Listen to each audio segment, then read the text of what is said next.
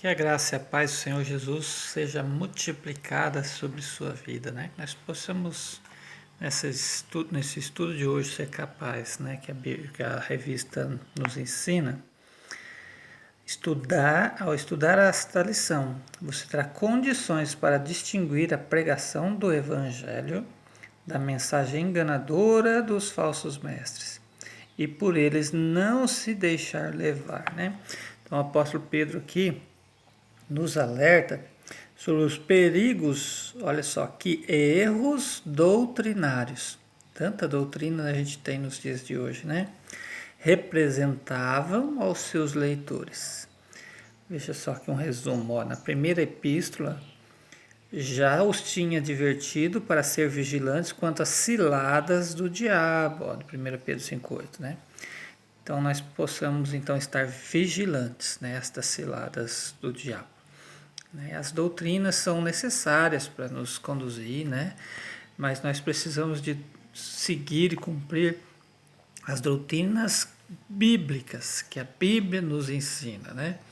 É necessário, por vezes, como Paulo às vezes disciplinou e criou doutrinas momentâneas na igreja, por exemplo, mulher sentada de um lado, mulher sentada do outro, mulher não cortar cabelo, mulher ficar calada, né, por causa de um tempo complicado na igreja de Coríntios, né? Então, mas não são doutrinas para sempre, né? São doutrinas bíblicas, estão na Bíblia, mas são para aquele tempo, para aquele local. Portanto, a igreja tem condições, né, de criar algumas doutrinas, mas não pode se destoar, né, da palavra de Deus, da direção que Deus tem para a sua igreja, né, para que ela esteja santa, pura e imaculada, né, para os últimos dias, né, que estão próximos. Vamos ver então para o dia de hoje, né, Isaías capítulo 14, de 12 a 23. Versículo também muito falado às vezes, né? Então nós aprendemos, né, nas faculdades teológicas, certas matérias lá de interpretação de texto, que devemos colocar uma âncora aqui no texto e podemos ir para qualquer lado, desde que a gente não se esqueça do texto. Nós vamos ler, vamos compreender o que se trata, vamos fazer nossa interpretação pessoal, mas também, né, com base em outros versículos bíblicos mais fáceis. Mas precisamos entender que isso aqui é um texto. Não posso usar esse texto como pretexto para heresia, né? Então o texto nos diz aqui, olha só. Como você caiu dos céus, ó estrela da manhã, filho da alvorada. Como foi atirada à terra.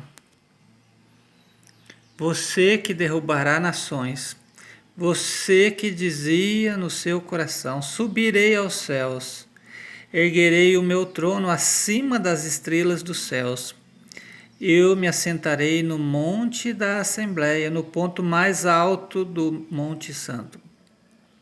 Subirei mais alto que as mais altas nuvens. Serei como o Altíssimo, mas às profundezas do Sheol você será levado. Irá ao fundo do abismo. Os que olham para você admiram a sua situação e a seu respeito ponderam. É esse o homem que fazia tremer a terra, abalava os reinos? Fez do mundo um deserto, conquistou cidades, não deixou que os seus prisioneiros voltassem para casa.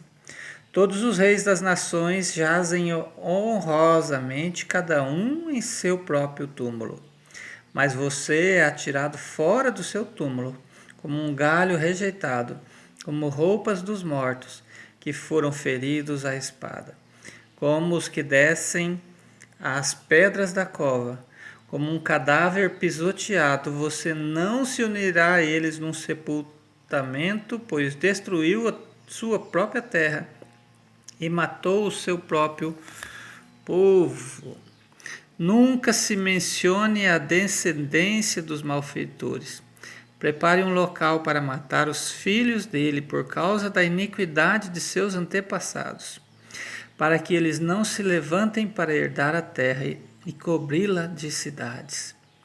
Eu me levantarei contra eles, diz o Senhor dos Exércitos. Eliminarei da Babilônia, presta atenção, o seu nome e os seus sobreviventes, sua prole e os seus descendentes.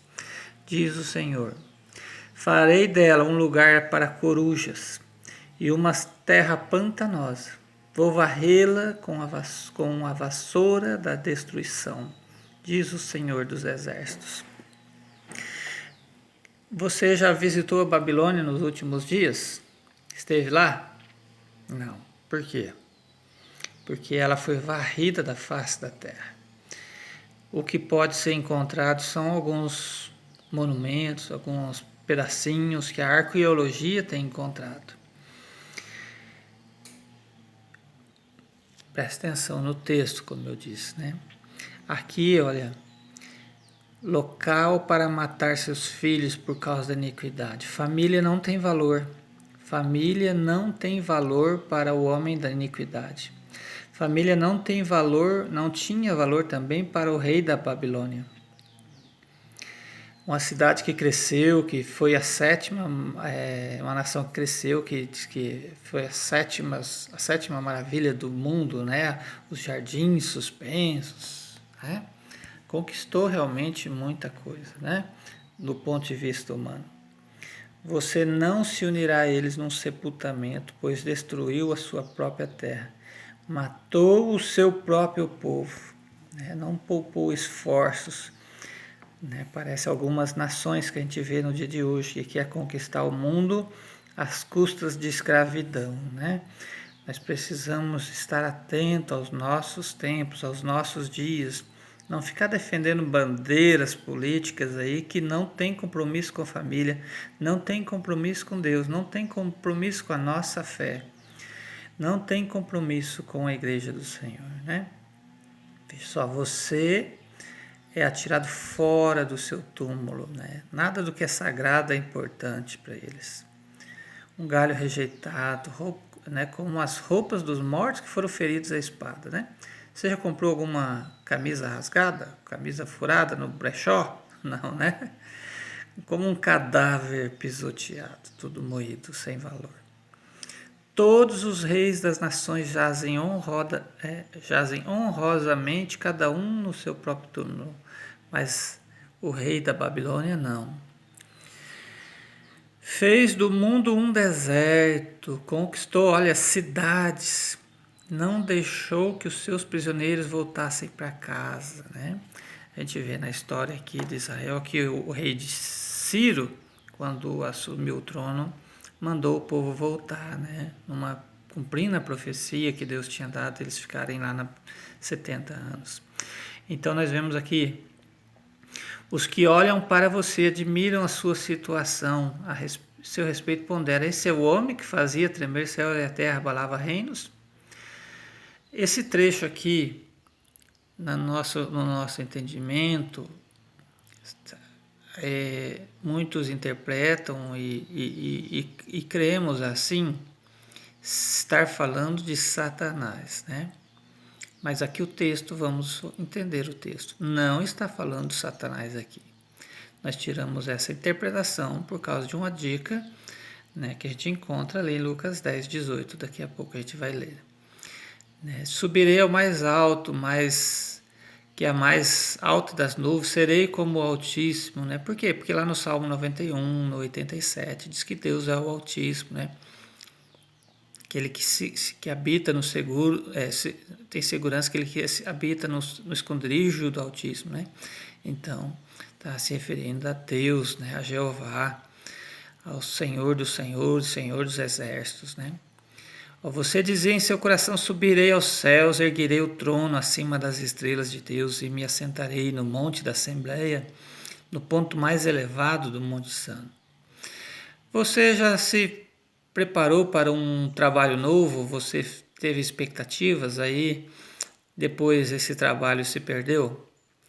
É mais ou menos isso aqui, né? Há um estudo aí que diz que Aqui é o plano de carreira de Satanás, que deu errado, mas ele está ativo ainda, ele ainda se sente como Altíssimo. Imagine Satanás quando viu Jesus pregado na cruz. Não é? Imagine Satanás quando quer dizer, o Jerusalém sitiada. Imagine o coração dele, né? Mas imagine também Satanás quando viu o túmulo vazio, que Jesus ressuscitou, né? Aí isso foi esmagado a sua cabeça, né? Como profecia lá de Gênesis a gente encontra, né? Como você caiu dos céus, ó estrela da manhã, filha da alvorada. Vamos dar um pulo aqui para Lucas capítulo 10, versículo 18. O texto vai ficar um pouquinho longo, e aí a gente já está concluindo. Lucas, capítulo 10, versículo 18. 9 e 10. E o versículo... Cadê aqui? 9, 10 e o versículo 18. Ó. Ele respondeu: eu vi Satanás caindo do céu como relâmpago. Eu lhes dei autoridade para pisarem sobre cobras e escorpiões e sobre todo o poder do inimigo. Nada lhes fará dano. Contudo, alegrem-se, não porque o Espírito se submete a vocês, mas porque seus nomes estão escritos no livro da vida, né?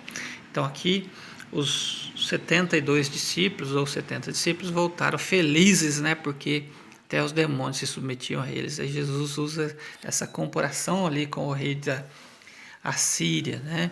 Que ele se diz anjo de luz, Lúcifer, né? Aí Jesus diz que eu vi Satanás caindo do céu como um relâmpago, né? Se referindo a essa parte do texto, que ele se diz anjo de luz, ele se diz, né, a tentativa dele de ser maior do que, como a estrela Vênus, né, o planeta Vênus, que é uma estrela que é a primeira que aparece, é a última que se põe.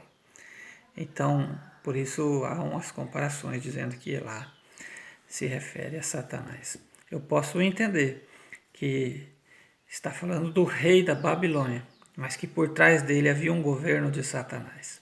Então a gente pode olhar para o nosso tempo e analisar os falsos mestres, os falsos ensinos, os falsos políticos que governam às vezes nações se dizendo estar em nome de Deus.